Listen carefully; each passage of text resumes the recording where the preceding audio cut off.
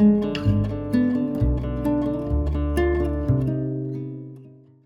the sphere of silence. ጽሞና። ታላቅ እውነት ሁሌም መገኛዋ በብዙ ቃላት ውስጥ ሳይሆን በጸጥታ ውስጥ ነው። ጸጥታ፣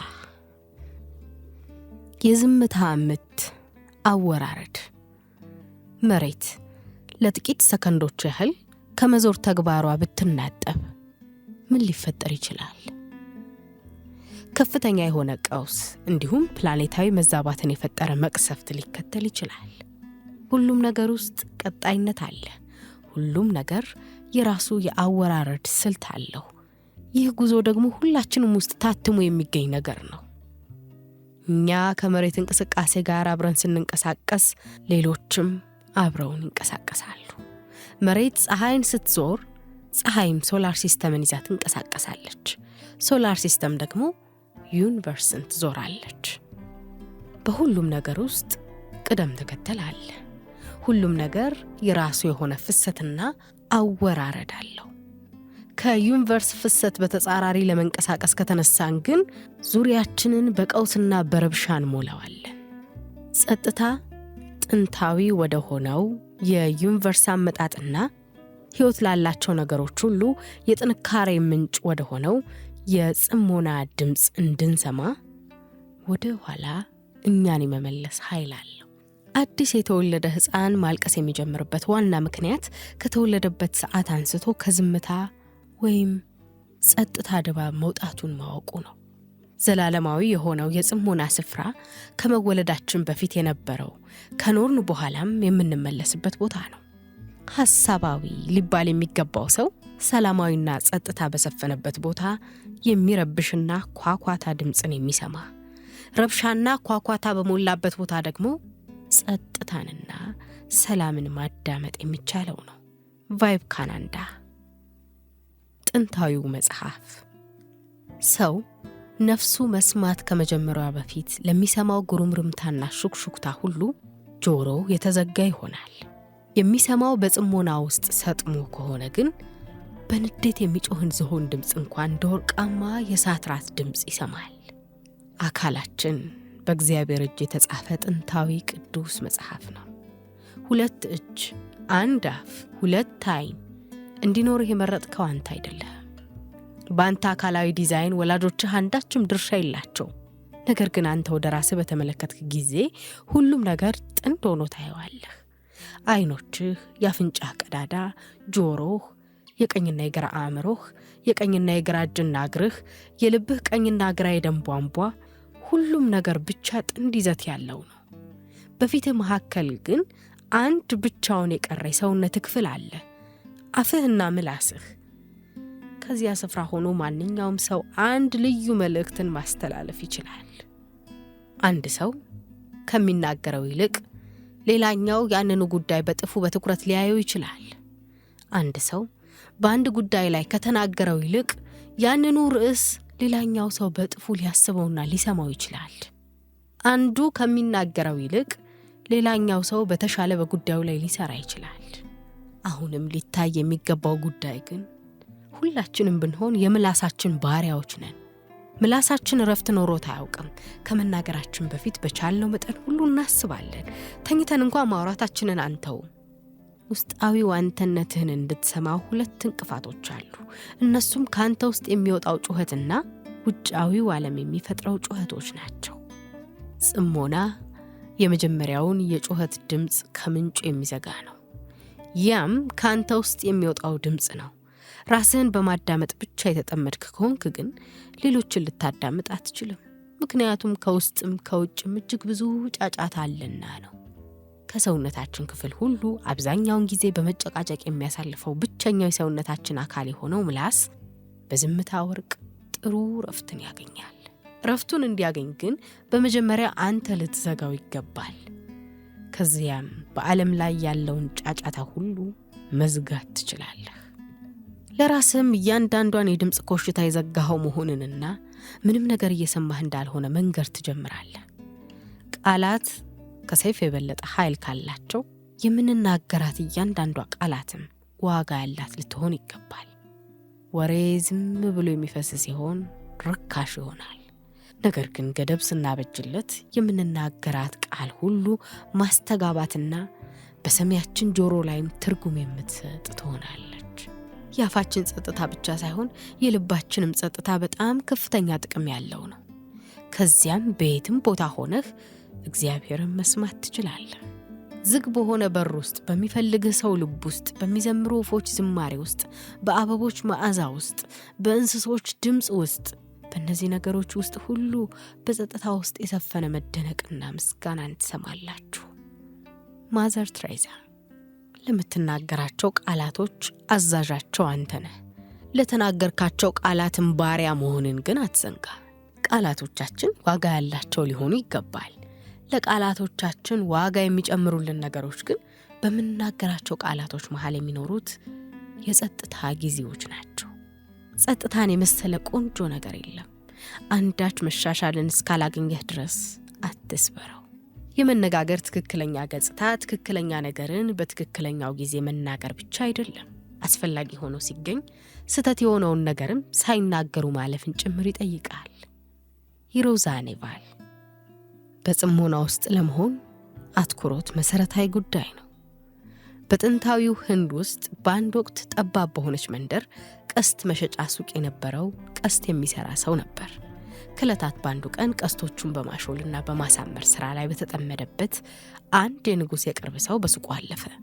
ያስገራሚ ሰው አንድ ያየውን ከተመለከተ በኋላ ወደ ኋላው ዞርም ሳይል ወደ መጣበት ተመለሰ። በጊዜው የንጉሱን ተከታይ ማለፍ የተመለከተ ዳታትሪያ የተባለ መንገደኛ መነኩሴ ቀስት ሰሪው ስለ ንጉሱ ተከታይ ወደዚህ መምጣት ምክንያቱ ምን እንደሆነ ጠየቀው። ቀስት ሰሪውም መለሰ፣ የምን የንጉስ ተከታይ አለው። ዳትሪያም ወዲያው በግንባሩ ተደፍቶ እየሰገደ አስተማሪ ካሁን በኋላ አንተ ነህ አለው። በጽሞና ውስጥ ስትሆን ሐሳብህ ቀስትህ ይሆናል። ጽሞና እነዚህን ቀስቶች የመስራት ሂደት ነው። ትኩረትህም ልክ ቀስት ሰሪው ያለው አይነት ሊሆን ይገባል። ያንን አደረክ ማለት ዓለም ሁሉ ብታልፍ አትሰማም ማለት ነው። አስተሳሰብ፣ ቃላት፣ ተግባር። አስተሳሰባችን ቀስቱ ነው። ቃላቶቹ ሐሳብንና መታዘዝን እንድታገኝ ያደርጉሃል። ድርጊቱ ወይም ተግባሩ ደግሞ ቀስቱን ማስወንጨፍ ነው፣ ላስቲኩን መሳብ። ታላቁ ጦርነት የደስተኝነትና ጤናማነት መንገድ ጅምሩ የግንዛቤያችን መንቃት ነው። ከንቃታችን ጋር ደግሞ በራስ መተማመን፣ ዕውቀትና እርግጠኝነት ይከተላሉ። የነፍስ ቆምታ የመደነቅ ጊዜን ታሳያለች። እንዲሁም ቀጣዩን የእርካታ ጊዜ እንድታገኝ ይረዳሃል። ያም ጸጥታ ነው። ራስን መግዛት። አንዲት በተራራ ላይ ስትጓዝ የነበረች ጠንካራ ሴት ከአንድ ፏፏቴ ዳርቻ ላይ ውድ ድንጋይ አገኘችና በቦርሳዋ ውስጥ አኖረችው። በቀጣዩ ቀን ስትጓዝ ሌላ የተራበ ተጓዥ በመንገዷ ላይ አገኘች። ብርቱዋ ሴትዮ ያላትን ለማካፈል ቦርሳዋን ከፈተችው። የተራበው ሰው ውዱን ድንጋይ በቦርሳዋ ውስጥ እንዳለ ሲመለከት እንድትሰጠው ይጠይቃታል። ሴትዮዋም ያለምንም ማመንታት ሰጠችው። ተጓዡ ሰውዬ በገጠመው መልካም አጋጣሚ በደስታ ሰክሮ ጉዞውን ቀጠለ። ድንጋዩ በሕይወቱ ሙሉ ሊያኖረው የሚችል በቂ ሀብት እንደሚሆነው አውቆ ነበር። ከጥቂት ቀናት በኋላ ግን ሰውየው ለዚያች ደግ ሴት ድንጋዩን ሊመልስላት መጣ። አንድ ነገር ሳስብ ነበር የከረምኩት አለ። ድንጋዩ ውድና ትልቅ ዋጋ ያለው መሆኑን ባውቅም ከዚህ የበለጠ ውድ ነገር ትሰጭኛለሽ ብዬ በማመን ልመልስልሽ መጥቻለሁ። እንድትሰጭኝ ፈልጌ የመጣሁትም ድንጋዩን እንድትሰጭኝ ያነሳሳሽን ውስጥሽ ያለውን የመልካምነት ምስጢር ነው። ህልም እውን የሚሆነው ውስጥህ የሚገኘውን ነገር መመልከት ስትችል ብቻ ነው። ውጭውን ከማያየውና ከማያልመው ሰው ይልቅ ወደ ውስጡ የሚመለከት እሱ ይነቃል። ምርጥ የተባለውን ህይወት ለመኖር የከሰል ዋጋ አለኝ ብሎ የሚያስበውን ሰውዬ እንቁ እንደሆነ እንዲያስብ ማድረግ ብቻ በቂ ነው። የትኛውም አይነት ድፍድፍ ማዕድን ያለ ብዙ ልፋት ወደ እንቁነት ሊቀየር አይችልም። ጥያቄው ሊሆን የሚገባው እንቁ መሆንን ሲፈልግ የሚጠይቀውን ዋጋ ለመክፈል ተዘጋጅቻለሁ ወይ የሚለው ነው። የመምራት ፍላጎት በውስጡ ያደረበት ሰው እሱ ራሱን ከመምራት ይጀምር። በትክክል የሚኖርበትን እድል ያሳለፈ እሱ ከመሻገሩ በፊት ውሃ እንዲወስደው ራሱን እንደሚያመቻች ሞኝ ፍጡር ይቆጠራል። ጌታ ቡድሃ። ታላቁ ጦርነት ወይም ታላቁ ጅሃድ ራስን ማሸነፍ ነው። ነቢዩ ሙሐመድ። በጽሞና ውስጥ ሆነን ራሳችንን ስናለምድ ከውጭው ዓለም ተነጥለን ውስጣዊ ማንነታችንን እንድንጠይቅ እድል ይሰጠናል። 90% የሚሆነው የሰው ፍጥረት ይህንን ሀቅ አያውቀውም ወይም አያጤነውም ለማለት ይቻላል።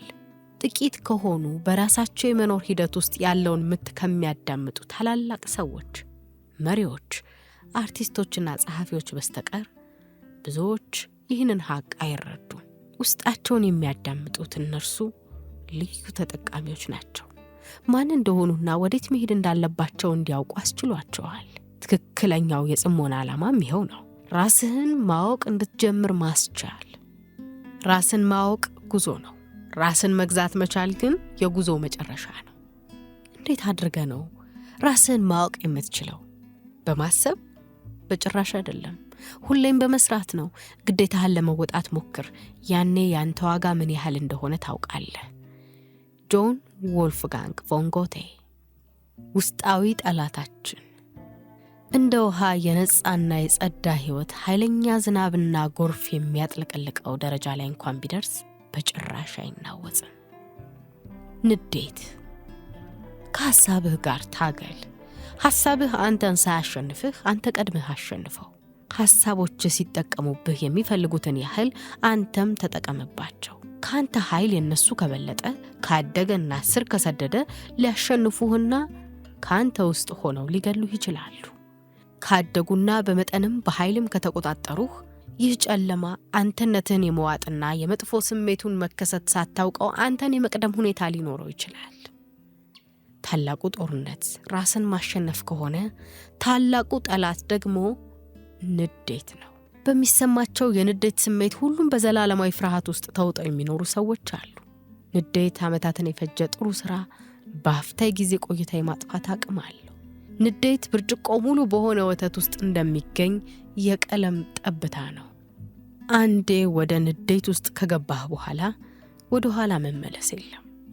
ቀለሙም አንዴ ወደ ወተቱ ከተቀላቀለ ወተቱ እስከ መጨረሻው ጥቅም አይኖረውም። ንዴትህን ከሰማኸው አይበርድም። ይበልጥ ወደ ከፍተኛ የንዴት ስሜት ያድጋል። ሂደቱም የማያቋርጥ ይሆናል። ንዴት የራሱ ጥቅም አለው። በመጽሐፍ ቅዱስም ስናይ እግዚአብሔር ይናደዳል። ንዴቱ ግን የፍቅሩ መግለጫ ነው። ንዴት በፍቅር መግለጫነት ሲታይ የተለየ መልክ፣ በጎ ጎን አለው። ንዴት በመጥፎ ጎን የተጠናወተው ሰው ግን ሽጉጥና ሰይፍ ከያዘ ሰው አይለይም። ያ ሰው ከቁጥጥር ውጪ ሲሆን የሚገድልና የሚያጠፋ መሳሪያ እንደያዘው ሰው ንዴቱን ያፈነደዋል። በየትኛውም ወቅት ቢሆን ንዴት ግጭትን ለማብረድ ውጤታማ መንገድ ሆኖ አያውቅም። ሁላችንንም የሚያጠፋን ነገር ነው። ንዴት ሌሎችን የሚጎዳውን ያህል እኛንም ይጎዳናል። ሕይወትን፣ ግንኙነትን፣ ቤተሰብንና ማህበረሰብን ያጠፋል። ህብረተሰብን እንዳያድግ ከማገድና ሀገርንም ከምንጩ የማውደም ኃይል አለው። የዘር ጭፍጨፋ ምንጩ ከተሳሳተ የንዴት ስሜት የሚመነጭ ነው። የህይወት ጨዋታ ማለት የተንኮል ጨዋታ ማለት ነው። በአስገራሚ ሁኔታ ሌላውን ለማጥቃት ያሰበ ነው። ሐሳባችን፣ ተግባራችንና ቃላችን በአስገራሚ ፍጥነት ወደኛ ተበልሶ ሲገጨልና እንችላለን። ፍሎረንስ ስኮቬንሽን። ራሳችንን ደጋግመን መጠየቅ ያለብን ነገር ቢኖር ንዴታችንን ቦታ ልንሰጥ ይገባል የሚል ቢሆንም በንዴት ውስጥ ሆነን የምናደርገው ነገር ግን አልፎ አልፎ የሚፈጠር ነው። እኔነት። ንዴቱ ውልደቱና ምንጩ የኔነት ስሜት ነው። እኔነት ከማንነታችን ጋር በእጅጉ የተቆራኘ ነገር ነው። ምክንያቱም ቤት ለመስራትና መኪና መግዛት የምናጠፋውን ያህል አብዛኛውን ኃይላችንን ይህንኑ ስሜት ለመገንባት የምናጠፋው ስለሆነ ነው። በጠቅላላው ብዙዎቻችን በእኔነትና በብልግና የተሞላን ሰው ስናይ ያን ስብዕና የያዘን ሰው ጠንካራ አድርገን እናስበዋለን። እውነታው ግን በእንዲህ ያለ ስሜት የተጠቃ ሰው በበታችነት ስሜት የሚሰቃይ መሆኑን አለማወቃችን ነው። ይኸው ጉዳይ ለራሳችን እንቅፋት ወደ መሆን እንድናመራ ያደርገናል። እኔነት ከእግዚአብሔር መንገድ ውጪ እንድንሆን ያደርገናል። እንደ መንፈሳዊ ሰው ብቸኝነትህን በመተው ከሁሉም ነገር ጋር ያለህን ተዛምዶ ማስፋት ትጀምራለህ። ይህ አካሄድ ከእኔነት መንፈስ እንድትጸዳና በአትኩሮትና በጥንቃቄ በተሞላ መንገድ እንድትሄድ ያግዝሃል። ዋይን ዳየር። ሁላችንም ብንሆን በንዴት ጀልባ ተሳፍረን ስንጓዝና ማዕበሉ ሲያጉላላን ለምን ብለን ከመጠየቅ ይልቅ በስፍራው መቆየትን የምንመርጥ ነን። ለምን ብለን መጠየቅን የምንፈልገው ደግሞ ምላሹን መስማት ስለምንፈራ ነው። ለምን የሚለው ጥያቄያችን ምላሽ ማግኘቱ ንዴታችንን ለማቆም አፋጣኝ መፍትሄ ነው። መከራ የሚያስተምረን ነገር ቢኖር እኛ በዚህ ዓለም ላይ የሁሉም ነገር ገዢ ያለመሆናችንን ነው። እኛ የዚህች ዓለም ተራ መንገደኞች ብቻ ነን። ተራ መንገደኞች መሆናችንን በምንረዳ ጊዜ ንዴት በጣም ተደጋጋሚ ይሆናል። ሕይወታችንን ጨምሮ ከኛ ዘንድ የሚገኙ ነገሮች ሁሉ የተውሶ ናቸው። እናም ሁሉም ነገሮች ዞረው ወደ መጡበት ስፍራ መመለሳቸው የማይቀር ሂደት ነው። የሁሉም ነገር ቆይታ አጭር ነው። የራሳችን የሆነና በእኛ እጅ ላይ የሚቀር ነገር የለም። ከራስ ማንነት ጋር ሰላም እስካልፈጠርክ ድረስ ባለህ ነገር መቼም ቢሆን መደሰት አትችልም። ዶርስ ሞርትማን።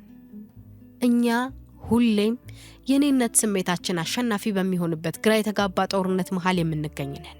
እያንዳንዷ ቀን ሁሌም አዲስ ጦርነት ይዛ ትመጣለች።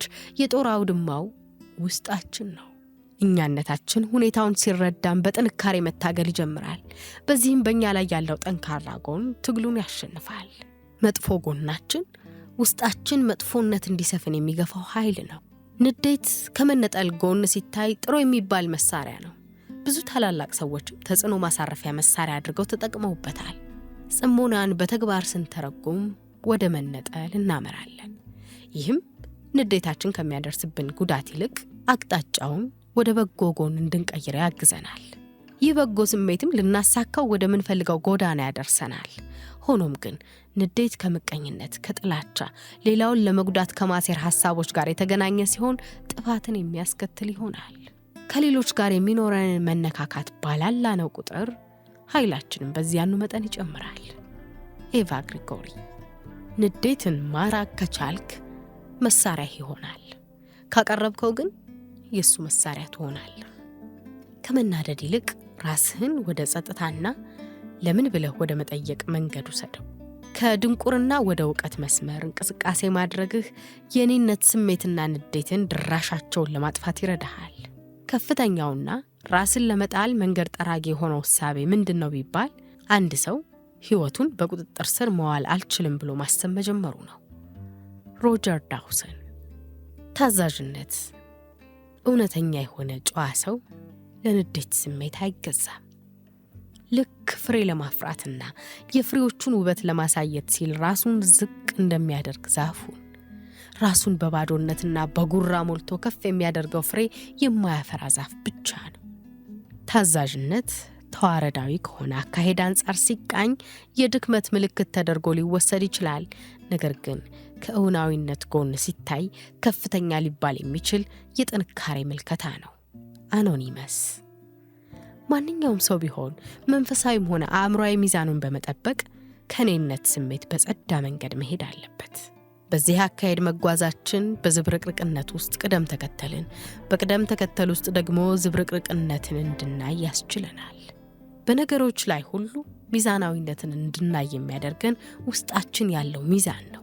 እናም ውጫዊው ዓለም ያለው ቀውስ የአመለካከታችን የፈጠራ ውጤት ሲሆን፣ ውስጣዊው ቀውስ ደግሞ ምንጩ እምነታችን የሚፈጥረው ነገር ነው። ጽሞና ንዴትን የመቆጣጠር ኃይል የለውም። ነገር ግን ከሱ እንድትርቅ ሊያደርግህ ይችላል። በቁጥጥር ስር እንድታውለውም የምታስብበት የአፍታ ጊዜን ይፈጥራል። የቱንም ያህል ከመስመር የወጣህና ራስ ወዳድነት የተጫነ ሰው ብትሆን ውስጥ ያለውን ዝምታ፣ ጸጥታ ማዳመጥ ከቻልክ መናደድ የአንተ ተግባር መሆኑን ያቆማል። እናም ውስጥህን ከሁኔታው አግልለህ ስትመለከት ውስጥህ እየሳቀ እንዲህ ሲል ልትሰማው ትችላለህ። ለዚህ ነው የተናደድኩት፣ ምን ነክቶኝ ነው? ከዚያም ለምን የሚለውን ጥያቄ ለመመለስ ምክንያቶችን ማሰብ ትጀምራለህ። ሰይፍ ወይም ሽጉጥ በእጅህ ሊኖር ይችላል፣ ልትጠቀምበት ግን አይገባህም። ንዴትህንም በዚህ መልክ ያው። የሚዛናዊነት ምስጢር። ፏፏቴዎችንና ወንዞችን እንደሚቀበል ሰፊ ውቅያኖስ ሁን። ውቅያኖሱ የተረጋጋና የማይንቀሳቀስ መስሎ የሚታየውም ወንዞቹን ቦታ የያዙበት እንዳይመስላቸው ለማድረግ ነው። ጽሞናን በመለማመድ ሂደት ድርጊት ፈጻሚው ፍጹም ወደሆነ ነገር ለመምጣት ይጣጣራል። ሂደቱ ፍጹምነትን ለማምጣት ያለመ ጉዞ አይደለም። ይልቁንም ማንኛውም ሰው ባለበት የሙያ መስክ ከፍተኛ ደረጃ ላይ ለመድረስ እንዲችል ያለውን ኃይል አሟጦ መጠቀም እንዴት እንደሚችል ማሳየት ነው። ፍጹምነት በራሱ ሚዛን ነው። ወይ ከፍተኛ ነው አሊያም ደግሞ ዝቅተኛ ነው። በከፍተኛ ደረጃ መነካት በዝቅተኛው ከመነካት ጋር በቀጥታ ይገናኛል። ፍጹምነት ወሳኙ ነጥብ አይደለም፣ ውስጣችን ያለውን ሚዛን የሚጠብቅ ነገር ነው። ጽሞና ከከፍተኛውም ከዝቅተኛውም ደረጃ ላይ እንዳትወድቁ ይጠብቃችኋል። በዚህ ምህዋር ውስጥ መሆናችሁ ደግሞ ውድቀትና ውጤታማነትን የተላመዱ አካሄዶች አድርጋችሁ እንድትመለከቱ፣ በእነዚህ ክስተቶች ሚዛንና ፈሽታ ማድረግ እንደማይገባችሁ፣ ክስተቶቹ በሕይወት የጉዞ ሂደት ውስጥ የሚፈጠሩ ቀላል ጉዳዮች መሆናቸውን እንድታውቁ ያደርጓችኋል። ራስን ማሸነፍና መቆጣጠር ጽንፈኛ መሆንን የሚጠይቅ ሳይሆን ሚዛናዊነትን የሚፈልግ ጉዳይ ነው። ሰላም፣ እውነተኛው የሰላም ትርጉም ይኸው ናት። በአንድ ወቅት አንድ ንጉሥ በጨርቅ ላይ ሰላምን የሚያሳይ ስዕል ለሚስል አርቲስት ሽልማት እንደሚሰጥ አሳወቀ። ብዙ አርቲስቶችም ሙከራቸውን አደረጉ። ንጉሡ ሁሉንም ስዕሎች ተመለከተ። ከልቡ የወደዳቸው ግን 2 ስዕሎች ብቻ ነበሩ። ከሁለቱ ውስጥም የግድ አንዱን መምረጥ ነበረበት። አንደኛው ስዕል የረጋ ወንዝን የሚያሳይ ነበር። ወንዙ በዙሪያው ለሚገኙት ሰማይ ጠቀስ ተራራዎች እንደ መስታወት የሚያገለግል ሆኖ ተሰርቷል። ይህንን ስዕል ያዩ ሁሉ ሰላምን የሚወክል ስዕል ከተባለ ከዚህ የተሻለ ገላጭ ስዕል እንደማይገኝ አሰቡ። ሌላኛው ስዕልም ተራራ ያለው ነበር። ይሄኛው ተራራ ግን የበለጠ ጠንካራ ስሜትን የሚገልጽ አይነት ነው። ከበላይ የተቆጣ ሰማይና ከዚያ ብልጭልጭታን ያስከተለ ኃይለኛ ዝናብ ከሰማይ ሲወርድ የሚታይበት ነው። ከታች ከተራራው ከአንደኛው ጎን ድንጋዩን እየመታ የሚወርድ የውሃ ፏፏቴ ይታያል። ከፏፏቴው ጀርባ በተሰነጠቀ አለት ውስጥ ደግሞ በአንድ ቁጥቋጦ ስር አንዲት እናት ወፍ ቤቷን ሰርታለች።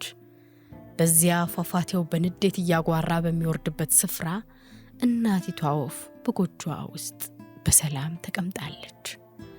ፍጹም በሆነ ሰላም። የትኛው ስዕል ሽልማቱን ያሸነፈ ይመስላችኋል? ንጉሡ የመረጠው ሁለተኛውን ስዕል ነበር። ምክንያቱም አለ ንጉሡ ሲያብራራ፣ ሰላም ማለት ጫጫታ፣ ችግርና የሥራ መብዛት የሌለበት ቦታ ማለት አይደለም። ሰላም ማለት በእነዚያ ነገሮች ሁሉ መሃል ተቀምጦ በልብ ውስጥ ግን በእርጋታ መንፈስ ማረፍ መቻል ማለት ነው።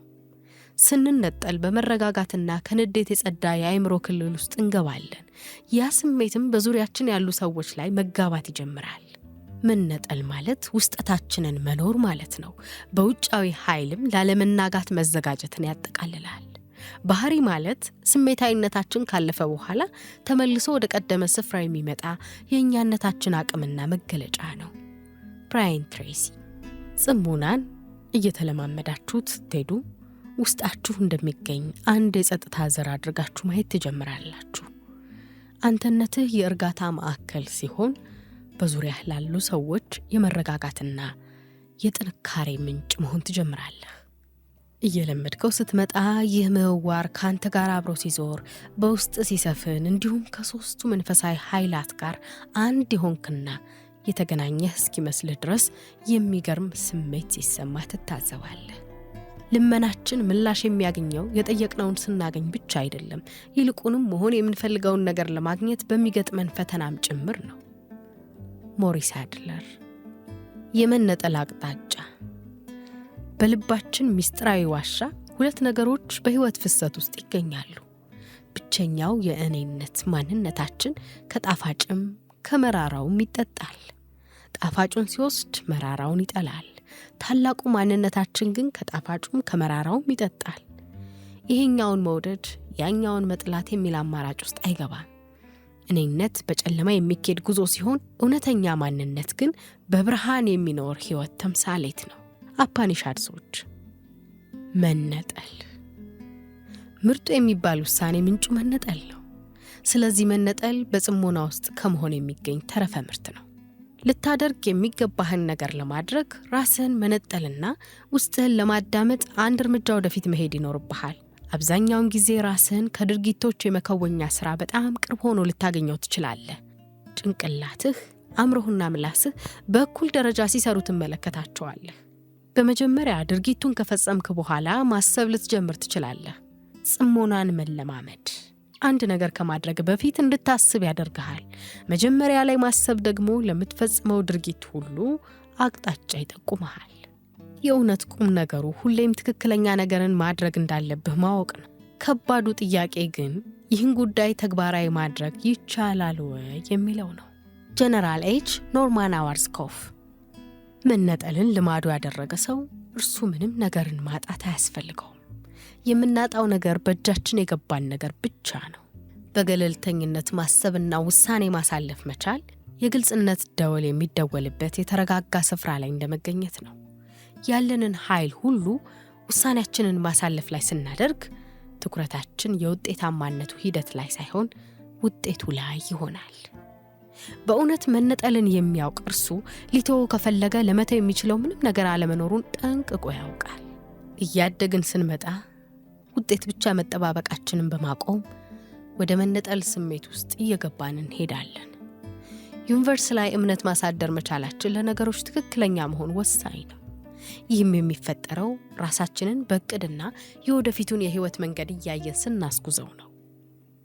መነጠል ማለት ውድቀትና መሸነፍን ያለ ሽሽት መቀበል ማለት ብቻ ሳይሆን እያንዳንዷን የውጤታማነትና የድል አድራጊነት ስሜትንም አንድ ሌላ ገጽታ መሆኑን መቀበልን ይጨምራል። ፍቅር መነጠል ስሜት አልባነት አይደለም። ያለመለየት ምልክትም እንዲሁ አይደለም። የፍቅር አለመኖር ስሜትም ነው ለማለት አይቻልም። እንዲያውም መነጠል ከፍተኛ የፍቅር ስሜትን የሚጠይቅ ነው። ጠለቅ ባለ ትርጉሙ ሲታይ መነጠልን የበለጠ የሚገልጸው ፍቅር ብቻ ነው። በጣም የምትወደውን ውሻህን መለየት የግድ የሚሆንበት ጊዜ አለ። ምክንያቱም መነጠልህ ከህመሙ የሚገላግለው ብቸኛ መንገድ ሆኖ ሊገኝ ይችላል። ወላጆችህን በእርጅና ዘመናቸው ስትንከባከባቸው ተለይተሃቸው ነው። ምክንያቱም ቀስ እያሉ ወደ እርጅናቸው ሲያዘግሙና ዕድሜ ጣጣውን አስከትሎ በመጣ ጊዜ ስቃያቸውን በቅርብ ሆነ ማየት አያስደስትም። የወለድከው ልጅ ካንተ ቁጥጥር ውጭ ሆኖ በራሱ መንገድ መጓዝ በሚጀምርበት ጊዜ ሁኔታውን በመቀበል ዝግጁ በመሆን ከመንገዱ ገለል ማለትን ማወቅ የግድ ያስፈልግሃል። የፍቅርን ምንነት የሚያውቅን ሰው መለየት የግድ የሚሆንብህ ወቅትም አለ። ይህም ሆኖ ግን መልካም ምኞትህን አትነፍገውም። የሰዎችን ነፃነት ለመስጠት መለየት የግድ ሊሆንብህም ይችላል። ምክንያቱም ነፃነት አንተም ሆንክ ሌሎች ሰዎች ሲወለዱ የተሰጣቸው መብት ነውና። ታላቅ እንክብካቤን እንድታሳይ ታላቅ ፍቅርን ማግኘት አለብህ። ስለ አንድ ሰው ማሰብ በተለምዶ መቀራረብን የሚፈልግ ነው። ነገር ግን ስለ ዓለም የምትጨነቅ ከሆነ በመነጠል ክልል ውስጥ መገኘት አለብህ። ለልባችን በጥልቀት ወደ ውስጥ በመግባት ሰዎችን በማክበርና ማወቅን ያህል የተሻለ እንቅስቃሴ የለም። ጆን አንድሪው ሆልመስ። መነጠል ስሜት አልባነትን ገላጭ ሆኖ አያውቅም። ፍቅርንና እንክብካቤን የተሞላ የታላቅ ስሜት መገለጫ ነው። የታላቅነት ስሜት በታሪክ ሲዘከር እንደኖር ነው የሚመሰለው ሌላውን በመረዳትና በሐዘኔታ ስሜት ነው፣ ወይም ደስታን አሊያም ደግነትን የሚገልጽ ነው። ከመረዳት ስሜት የሚመነጨው ፍቅር ነው። ምንም አይነት ቅድመ ሁኔታም ሆነ የመጠበቅ ስሜትን የያዘ አይደለም። በመነጠል ምህዳር ውስጥ የሚገኝ ነው። ብቻውን ሆኖ የሰው ልጅን ታሪክ የመለወጥ አቅም ያለው ነው። ፍቅር አሁንም ድረስ ያንን ማድረጉን ቀጥሎበታል። ኃያልነት ልክ እንደ ነጭ የቤተ መንግሥት ቋሚ ፒላር ፊቱን ወደ ምዕራብ አዙሮ ብቻውን ቆመዋል። ፊቱም በሕይወቱ መጀመሪያ በገጠመው የደስታ መንፈስ ተሞልቷል። አእምሮውም ገደብ እንዳጣ የባህር ዳርቻ ውሃ እየቀዘፈ ይመጣና መልሶ ወደ ነበረበት ስፍራ ይሄዳል። ሕይወትንና ሞትን እንዲህ ባለው ኃያል እጅ አጥብቆ ይዟታል። ምላስ በሚያርፍበት ጊዜ አእምሮን በተለመደው አይነት የማሰብ ጉዞ ሲሄድ የንቃተ ህሊናህ ደረጃ በዙሪያ ያለውንና በውስጥ የሚገኘውን እውነት ለመረዳት ከፍ እያለ መሄድ ይጀምራል። ቀስ በቀስ ወደ ጽሞና መጓጓዣ ስፍራ እየወጣህ ትሄዳለህ። ያ ስፍራም መኖር የምትጀምርበትና እውነትን የምታይበት ቦታ ነው። ይህ ክስተት በተፈጥሮ የሚከሰትና ያለምንም አስገዳጅ ኃይል የሚፈጸም ነው። ክስተቱ ደረጃ በደረጃ የሚመጣ ነው። የመጀመሪያው የሁኔታዎችን የተብራራ ጎን ማየት ሲሆን፣ በቀጣይ የሚመጣው ግን የአእምሮ ሰላማችን ያለበትን ደረጃ ማወቅ ነው። ምልኡነት ባለው የጸጥታ ስፍራ አእምሮአችንን በዝምታ የተሞሉ ትዕይንት ውስጥ ስናሳርፈው ምርጥ የሚባለው የእኛነታችንን ጎን መክፈትና ማውጣት ይጀምራል። በዚህ ክልል ውስጥ በጥንታውያኑ መሪዎች የተቀደደ መንገድም ሆነ ሌላ ሰው የሚያልፍበት መንገድን አታገኝም። በብቸኝነት ያለው መንገድና አካሄድ በአንተ በራስህ የተፈጠረው ብቻ ነው። በጽሞና ውስጥ ስትሆን የተሻለ ጥያቄ እንድትጠይቅ የሚያደርጉህን ምላሾች ማግኘት ትጀምራለህ። ከፍተኛ በሆነው የጽሞና ስፍራ ላይ መገኘት ከዩኒቨርስ ጋር ሙሉ ህብር ፈጥሮ እንደመኖር ነው። ህብር መፍጠሩ ከተሳካልህ ኑረቱን፣ መራመዱን፣ መኖር፣ ማውራትና መተንፈስ ትጀምራለህ። በመንፈሳችንና በነፍሳችን ውስጥ ፍጹም የሆነ ጸጥታ ሲሰፍን ከዩኒቨርስ ድምጸት ጋር በነበር መጓዝ እንጀምራለን። ቅርበቷ በአንተ ውስጥ ሐሳብህን ባስተናገድክበት ስፍራ ላይ አንድ ፍጡር ትፈጥራለች። የፍጥረቱን ማንነቱንም ፈልገህ ታገኘዋለህ። ይህንን ቦታ ስትነካ ከዚያም በውስጥ የሐሳብ አክናፍ ተከትለህና የተለያዩ ፍጥረታትን በያዘው የአእምሮ ቀስተ ደመና ተውጠህ ለአእምሮ ውስጥ የፈጠርከውንና የተወለደውን ሐሳብ ታየዋለህ። እናም ያንን ቅጽበት ስታየው ጊዜ ሂደቱን ጠብቆ ሲሄድና አንተ ግን መቋጫ በሌለው ሐሳብ ተወስደ መቆየትህን ትታዘባለህ። ሂደት። የተረጋጋ አእምሮ ማለት ድፍረት ያለው ጭንቅላት ማለት ነው። ደፋር መሆን፣ እውነትንና ከባድ ሁኔታዎችን ያለ ፍርሃት መጋፈጥ፣ የረጋ አእምሮ፣ ጸጥታ የሰፈነበት መሰጠት ማለትም ሊሆን ይችላል። ጸጥተኛ አእምሮ ሁሉም ሰው ማንነት ውስጥ የሚፈጠርን ስጋት ማቆም መቻልና ብዙ ሰዎች በዚህ ጉዳይ የሚያጠፉትን ጊዜ እንዲተዉ ማድረግ የሚችል ነው። ሕይወትህን በቁጥጥር ስር አድርግ። ጽሞናን የተሞላ አካባቢን የምንፈልግ ከሆነ ልናከብረው የሚገባን ጊዜና ቦታ አለ። ያም ካላስፈላጊ ጫጫታና ንግግር ዙሪያችንን የተጠበቀ ማድረግ ነው። ንግግራችን አስፈላጊ በሆነ ወቅትና እርጋታን በተላበሰ ሁኔታ ብቻ የሚደረግ መሆን አለበት። ጽሞናን እንደተቀደሰና ውድ ጊዜ አድርገን ማየት ወደ እግዚአብሔር መንገድና ጸጥተኛ ኑሮ ለመጠጋት የሚደረግ ጉዞ እንደሆነም መረዳት አለብን። ማዘር ቴሬዛ ከ24 ሰዓት ውስጥ አንዷን ሰዓት ለዚህ ተግባር አውል። 23ቱ ሰዓታት በአንተ ቁጥጥር ስር ሲውሉ ታያቸዋለህ። በእነዚህ 60 ደቂቃዎች ምልኡና ፍጹም የሆነ ጸጥታን በእርጋታ ለማየት ሞክር። ጸጥታው ቀጣይነት ያለው ሊሆን ይገባል። ከተናጠብክ ግን እንደገና ከመጀመሪያ መጀመር ይጠበቅብሃል። እረፍትና ቆምታ ብሎ ነገር የለም። ሞባይልህን ለማናገር 1 ደቂቃ እንኳን ብታቆም ከጅምሩ እንደገና መጀመር ግድ ነው። ጽሞናን በመከወል ላይ ስትሆን ሙዚቃ ማዳመጥ፣ ቲቪ ማየት፣ ፊልም ማየት የለብህም። እንቅልፍህንም አትተኛ። ይቺ 1 ሰዓት ለጽሞና የተሰጠች ሰዓት ናት። ይህን ክዋኔ በየትኛውም ሰዓት ማድረግ ይቻላል። ነገር ግን ባሳለፍከው ቀን መጨረሻ ማታ ላይ ከማድረግ ይልቅ ቀናችንን ጽሞና በማድረግ መጀመር ጠዋት ላይ የተሻለ ነው። ምርጥ የሚባለው ጊዜ ከፀሐይ መውጣት 1 ሰዓት ቀድሞ ወይም በኋላ ቢሆን ይመረጣል። አካልህና አእምሮህ በጸዳ በንጹህ የፈጠራ ልኬት ላይ የሚሆነው በዚህ ጊዜ ነው። በዚህ ሁኔታ 21 ቀናቶችን አጠናቅ። ቀናቱን መሙላት ጥቅሙ ድርጊትህን ወደ ልማድ ለመቀየርና መሰረት ለማስያዝ የሚረዳ ነው። ጽሞና ውስጥ መሆን የዕድሜ ዘመን ልማድ ይሆንልሃል። ይህን ዙር ማጠናቀቅ ቀጣዩን ሙከራህን ቀኑን መከወንን እንድትጀምር፣ አንጸባራቂ ቀንን እንድታሳልፍ፣ በጥልቀት እንድታስብና እንድታቅድ፣ ባህሪን እንድታጤንና ጸሎት እንድታደርግ የምትተጋበት እንዲሆን በር ይከፍታል። በቤትህ ውስጥ አንድ ስፍራን ምረጥ። ወይ ቤትህ ውስጥ አሊያም ግቢህ ውስጥ ይሁን፣ ብቻ ልትረበሽበት የማትችለው ስፍራ ይሁን። ውጭውን ዓለም ለመቋቋም ልምምድ አድርግ። ዓይንህን ጨፍን። ውስጠትህን ማዕከል አድርግ። የምትሰማውን ድምፅ አንድም ሳታስቀር አድምጥ። በአእምሮ ውስጥ የገቡትን ድምፆች ለይ። እያንዳንዷን ድምፅ ከለየ በኋላ ለራስህ የሚከተለውን ንገረው። የሰማሁት ነገር አልተፈጠረም፣ አልሰማሁትም። የወፎች ጫጫታ እየሰማህ እንኳን ለውስጥህ አልሰማሁም በለው። የሚያለቅስ የሕፃን ድምፅ ስትሰማም አልሰማሁም ብለህ ንገረው። ከቆይታዎች በኋላ ብዙ ነገሮችን ብትሰማም አንዱንም ነገር ግን እንዳላደምጥከው ትረዳለህ። አልበርት አንስታይን የተጠቀመው ከ1 እስከ 5% የሚሆነውን የአእምሮን ክፍል ብቻ ነበር። እንበልና እኛ የተጠቀምነው 1%ን ያህል ነው ቢባል የተቀረው 99% ያህል የሚሆነው ድግግሞሽ ነው ማለት ነው። አእምሮህ በእያንዳንዱ እርምጃ ዙሪያ ይታገልሃል። አእምሮአችን እንዲያዳምጥ ብቻ የሰለጠነ አይደለም፣ መላ ሰውነታችን እንዲያወራ ተደርጎ የሰለጠነ ነው። ኖርማል የሚባለው የማትኮር ብቃትም 45 ደቂቃ ብቻ ነው። 45 ደቂቃ ካለፈ የአእምሮአችን የአትኩሮት ችሎታ አቅሙ ይወርዳል። ልክ እንደ ሌላው የሰውነታችን ክፍል አእምሮን ማሰልጠን አይቻልም። ቀድሞ ልምምድ ያላደረገ ሰው መንገዱን ቢጀምረው ላይሳካለት ይችላል። አንዴ ከገባበት በኋላ ግን የጀመረውን ከማቆም ይልቅ መሞቱን ይመርጣል። አእምሮህን ለመጀመሪያ ጊዜ ስታለማምደው ጭንቅላትህ ራሱን ዝግ ሊያደርግብህና አንተም በእንቅልፍ ልትወድቅ ትችላለህ። ይህኔ ዩኒቨርስ ባንተ ላይ አድማ እየሰራች ያለች ሊመስልህ ሁሉ ይችላል። አእምሯችን ከልጅነት ጊዜያችን ጀምሮ የነፈግነውን ነፃነት ካገኘ በኋላ መቆምን ምርጫው አያደርግም።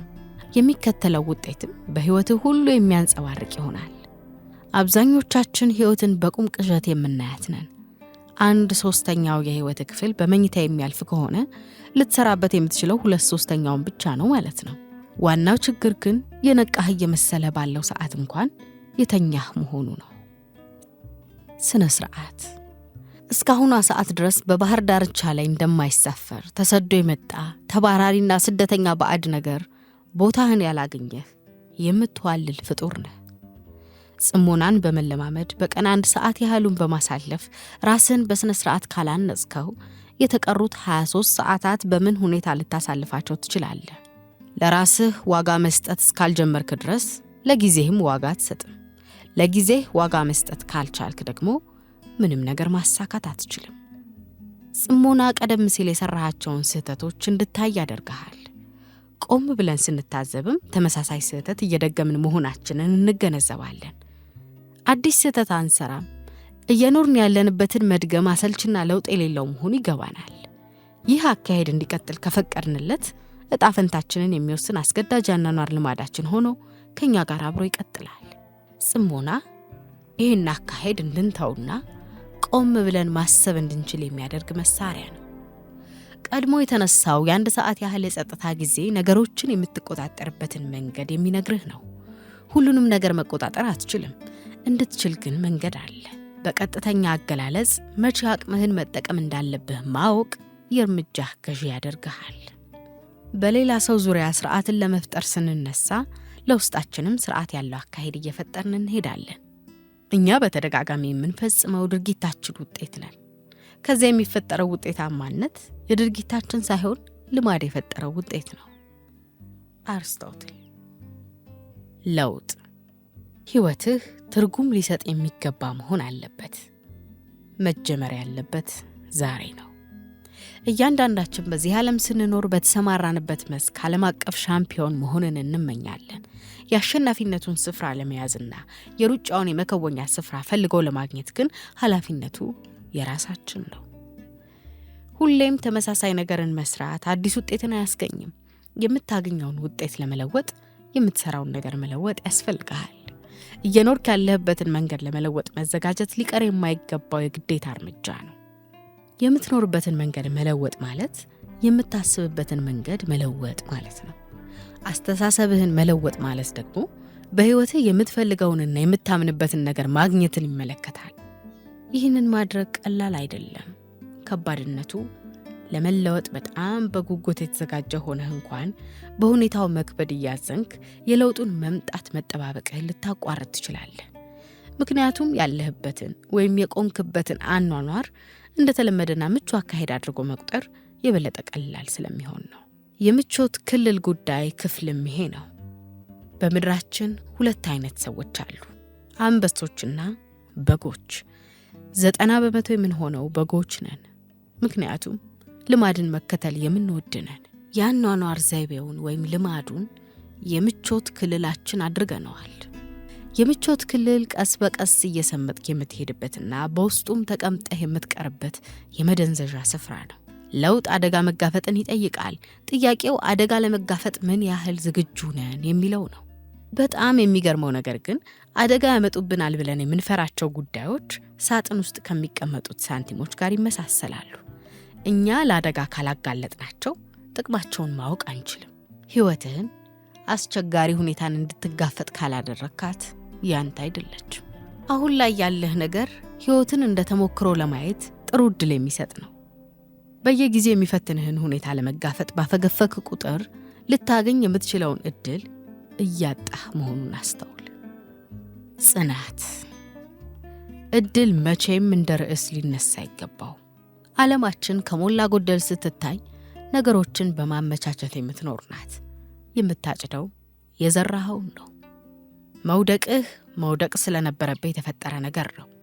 ውድቀት ወደፊት ለመራመድ እንደ ደረጃ ያገለግላል። መውደቅ ማለት ዕዳህን እያቀለልክ መሄድ ማለት ነው። ውጤታማነት ጉዞህን እንደጀመርክ የሚመጣ አይደለም፣ መጨረሻ ላይ የሚመጣም አይደለም። ሊሆን የሚገባው ከድርጊት በኋላ የሚመጣ ድርጊታችን ምላሽ ነው። ጥሩ ነገር ግን የግድ አስፈላጊ የማይባል ጉዳይ ነው። ውጤታማነት ከውጤት ጋርም አይገናኝም። ውጤታማነት ቀጥታ የሚያያዘው ከእድገት ጋር ነው። 90% የሚሆኑት የተራራ ጉዞዎች ማውንት ኤቨረስት ላይ ሳይደርሱ የሚቋጩ ናቸው። ሰር ኤድመንድ ሃላሪ የዓለም ጫፍ በሚመስለው የተራራው የመጨረሻው ክፍል ላይ ሲደርሱ አንድ ነገር ተገነዘቡ። ከሳቸው ቀድመው ይወጡ የነበሩ ተጓዦች ጉዟቸውን ሲያቋርጡ፣ ሁሉም ለማለት ይቻላል ጉዟቸውን ለማጠናቀቅ 5% ብቻ ይቀራቸው ነበሩ። ምንም ነገር ያለ ጥረት አይገኝም። ጥረት የተፈለገው ቦታ ለመድረስ ሲታሰብ የተለፋውን ነገር በመርሳት ውጤት ላይ እስኪደርሱ መጣጣርንና በድል አድራጊነት መወጣትን ይጠይቃል። የምትታገልለትን ነገር መውደድ ስትጀምር ጥረት መሆኑን ያቆማል። ካላቅጣጫ ለሚጓዙት ሽንፈት በመገፋት በረሃ ውስጥ እንደ መጥፋት ይቆጠራል። ካለቆራጥነት ለሚጓዙት ሽንፈት ሐዘን የሞላበት እንጦሮጦስ ወይም ገሃነም እንደመሄድ ነው። ነገር ግን በቆራጥነትና በአቅጣጫ ለሚመሩትና ለብርቶቹ ሽንፈት ቀላል የሆነ አንድ የሕይወት ጉዟቸው አካል ነው። ቢሆን ኖሮ አሳዛኙና ከሰው ዘር የሆነ ፍጡር አፍ 90% ማለት ይቻላል ሁሉም የሚናገረው ቀላል የሚመስል ግን ከባድ ቃል ቢኖር ቢሆን ኖሮ የሚለው ቃል ነው። ነገሮች እንዲህ ለየት ያሉ ቢሆን ኖሮ ነገሮች የተለዩ መሆን አይጠበቅባቸውም። የተለየ መሆን የሚገባህ አንተ ነህ። አንድ የድሮ አፍሪካውያን አባባል አለ። አንበሳ ሁሌም በአፍሪካ ምድር ሲሮጥ ይውላል። ምክንያቱም ቢያጣ እንኳን ትንሽ ሚዳቋን ካላገኘ በረሃብ እንደሚሞት ስለሚያውቅ። ሚዳቋን በበኩሏ ጠዋት ተነስታ እንዲህ ትል ነበር፣ ዛሬ ከአንበሳ ፍጥነት ጋር በሚወዳደር ሁኔታ መፍጠን አለብኝ፣ አሊያ አጅሬ አንበሳ ካገኘኝ መሞቴ ነው ትላለች።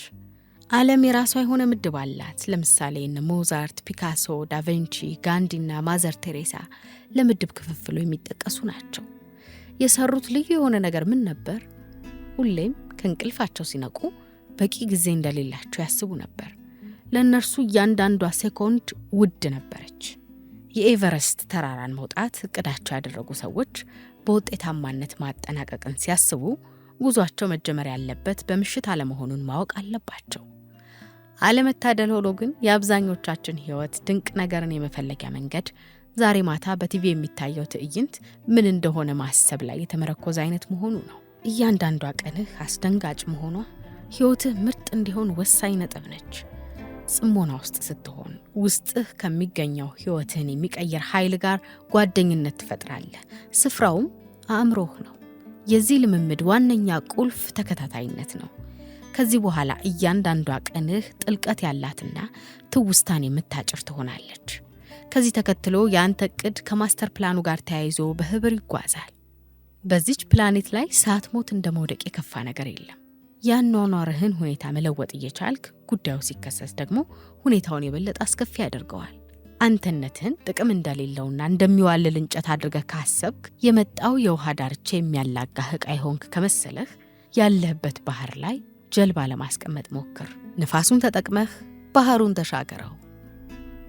ግዴታን መወጣት የምታስበው ሊሆን የሚገባውን ነገር ከሆነ በምታደርገው ነገር ላይ የሆነ ችግር አለ ማለት ነው። እናም ሁሌም አንድ ነገር ማስታወስ ግዴታህ ነው። በሰዎች ዘንድ ጠቃሚ ሰው ሆነህ ለመገኘት አስተሳሰብህ ድርጊትን አስከትሎ የሚመጣ መሆን ይኖርበታል። ስንፍና የሚባል ነገር መኖር የለበትም። ሁሌም ጥሩ ስራን ለመስራት ቋሚ የሆነ ተግባር መፈጸምን አትዘንጋ። ልምምድ የጽሞና የመጀመሪያው ክፍል ግዴታን ስለመወጣት መንገድ የሚያወራ ነው። የሚወስደው ጊዜም 30 ደቂቃ ያህል ብቻ ነው።